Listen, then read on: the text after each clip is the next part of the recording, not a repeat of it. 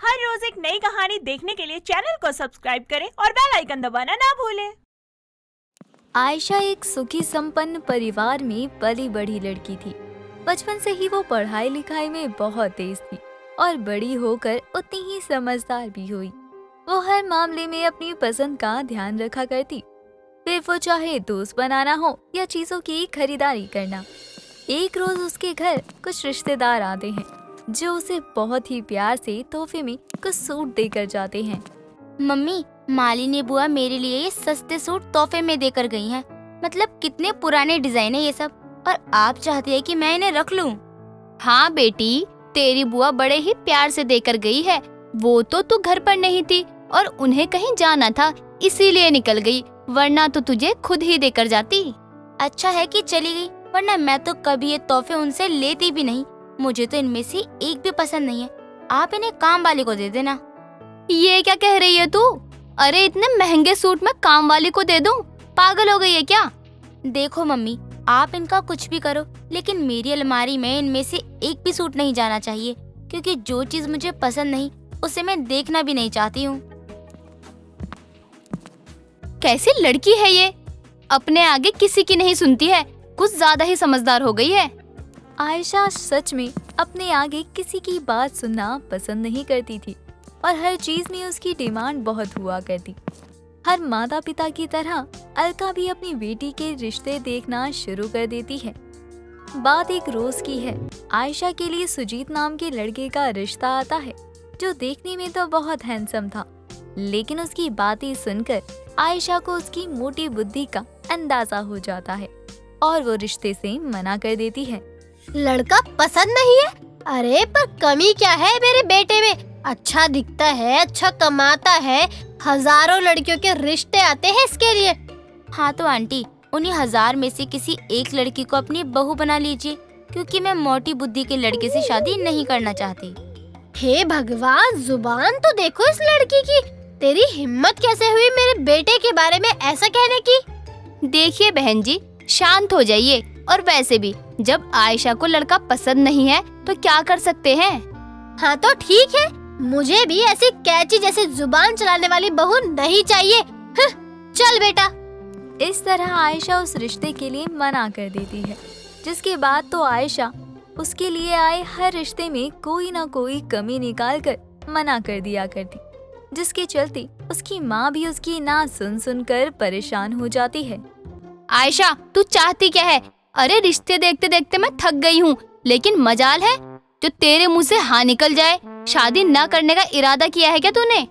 ऐसा कोई इरादा नहीं है मम्मी, लेकिन कोई लड़का मुझे पसंद भी तो आना चाहिए ना। कोई शक्ल का अच्छा है तो कोई अक्ल से कच्चा है, कोई समझदार है तो उम्र में कोई छोटा है, कोई हम उम्र है भी तो व्यवहार बिल्कुल सही नहीं है। अब मैं इनमें से किसी से कैसे शादी कर सकती हूँ? तो तेरे लिए कौन से देश के राजकुमार का रिश्ता लाऊं जो तुझे अपने लायक लगे? मम्मी, मुझे तो अपने लिए एक परफेक्ट लड़का चाहिए, तभी मैं उससे शादी करूंगी। इसकी बात के हिसाब से चली तो 26 से 30 की हो जाएगी ये, लेकिन दूल्हा नहीं मिल पाएगा। सबक तो सिखाना ही पड़ेगा इसको। एक दोपहर अलका बाजार से लौट रही होती है, तभी उसके पड़ोस में रहने वाली अवंती उसे रोकते हुए उसे एक रिश्ते के बारे में बताकर लड़के की फोटो दिखाती है। अलका, बहुत अच्छे घर का रिश्ता है, इकलौता बेटा है, खुद का बिजनेस है और घर परिवार भी बहुत शरीफ है। और अच्छी बात तो ये है कि तू इसे पहले से जानती है। याद कर, 1 साल पहले शांता की बेटी की शादी में लड़की का भाई नहीं होने पर इसने ही सारी रस्में निभाई थी। अच्छा, तो ये वही लड़का है। फिर तो इस रिश्ते पर मुझे कोई शक नहीं है, क्योंकि लड़का तो बहुत संस्कारी है। हाँ, वो बात अलग है कि शायद इसका चमकता चांद देखकर तेरी बेटी। तू उसकी चिंता मत कर, उससे पहले मैं खुद लड़के के परिवार से जाकर मिलूंगी, उसके बाद जो मुझे सही लगेगा वही करूंगी। ठीक है, फिर मैं बात आगे बढ़ाती हूँ। 1 हफ्ते के भीतर अलका उस लड़के के बारे में सारी छानबीन करके अपनी बेटी को कार्तिक नाम के लड़के से मिलवाती है। कार्तिक से मिलकर और उससे बात करके आयशा को पहली बार ऐसा लगता है कि उसके लिए कोई बना है तो वो कार्तिक ही है, इसलिए वो शादी के लिए हाँ कर देती है और अलका देरी ना करते हुए उसकी शादी करवा देती है। शादी के अगले दिन कार्तिक दरवाजे से अखबार लेकर अंदर जा रहा होता है। तभी बाहर कचरा फेंकने जा रही उसकी माँ का पैर फिसलता है और डस्टबिन उसके हाथ से उछल जाता है। हाय हाय, सुबह सुबह कचरा गिरा दिया माँ जी आपने इनके ऊपर। आप टकले हैं कार्तिक? नहीं नहीं, वो तो आयशा, वो आपने ये विग लगाकर अपने टकले होने की बात छिपाई। धोखे से मुझसे शादी क्यों की? क्यों किया आपने ऐसा? मम्मी को बताती हूँ मैं कि आपने मुझे धोखा दिया है। किसे बताने जा रही है बहू? उसने ही तो मेरे बेटे को नकली बाल लगाने को कहा था ताकि तू शादी के लिए मना न कर पाए। क्या? अलका शकुंतला के घर कार्तिक को देखने आती है तो उसे कार्तिक का व्यवहार बहुत पसंद आता है, लेकिन वो टकला था इसलिए वो उससे कहती है, बहन जी, मुझे अपनी बेटी के लिए आपका कार्तिक पसंद है, लेकिन मेरी बेटी को पता न चले, इसलिए क्या तुम नकली बाल लगा सकते हो? लेकिन ऐसा क्यों आंटी जी? अगर मैंने ये राज छुपाया कि मैं टकला हूँ, ये तो गलत है ना। लेकिन बेटा, अगर वो तुम्हें इस तरह देखेगी तो शादी के लिए कभी हाँ नहीं कहेगी। और मैं जानती हूँ कि तुम ही हो जो मेरी बेटी को सुधार सकते हो, उसे जिंदगी भर खुश रख सकते हो। यानी आप सबने मिलकर मुझसे ये बात छुपाई? मुझे तो यकीन नहीं होता कि मेरा पति टकला है। मैं कैसे आपके साथ कहीं बाहर जाऊंगी?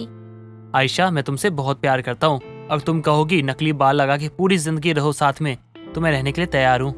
लेकिन उससे आपके टकले होने की सच्चाई तो नहीं मिट पाएगी ना? आयशा गुस्से में जाकर अपना कमरा बंद कर लेती है और बीतते दिनों के साथ वो किसी से भी बात नहीं करती, हमेशा अकेले रहा करती। कार्तिक उससे बात करने, उसके करीब जाने की कोशिश करता, लेकिन वो नहीं मानती। अब धीरे धीरे वो बीमार रहने लगती है। एक रोज उसकी बहुत तबीयत खराब हो जाती है और अचानक ही उसे खून की उल्टियां होने लगती हैं। कार्तिक बहुत घबरा जाता है और उसे लेकर हॉस्पिटल पहुंचता है।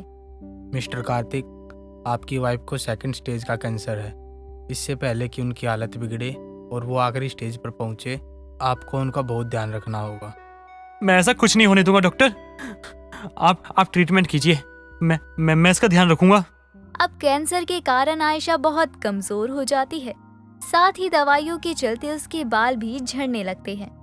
एक समय ऐसा आ जाता है जब आयशा के बाल पूरी तरह झड़ जाते हैं।